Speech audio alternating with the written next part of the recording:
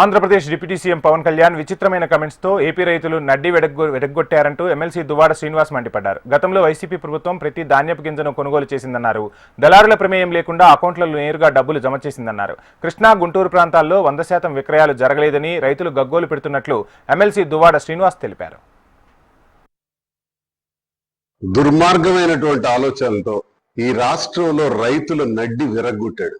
రాష్ట్రంలో రైతాంగం మొత్తం కూడా ఈ రోజు చాలా ఇబ్బందులను ఎదుర్కొంటున్నారు.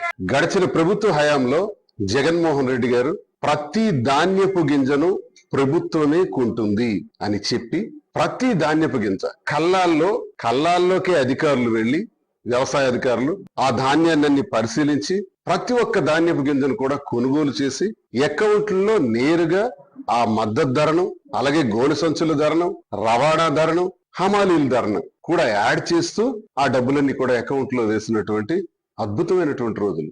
రైతన్నకి పంట పండించడానికి ఒక సహాయంగా, ఎక్కడ అప్పు దొరకనటువంటి రైతన్నకి, అవకాశాలు లేక ఇబ్బంది పడుతున్నటువంటి రైతన్నకి నేను 13,500 రూపాయలు రైతు భరోసా కింద ఇస్తాను అని చెప్పి 13,500 రూపాయలు ఇచ్చిన జగనన్న. ఇలా వ్యవసాయం పట్ల ప్రత్యేక దృష్టి సారించినటువంటి జగనన్న విత్తనం నుంచి విక్రయం వరకు పూర్తి బాధ్యతలు తీసుకున్నారు. మరి ఈ రోజు కూటమి ప్రభుత్వం అధికారంలోకి వచ్చిన తర్వాత చాలా అన్యాయమే జరిగింది.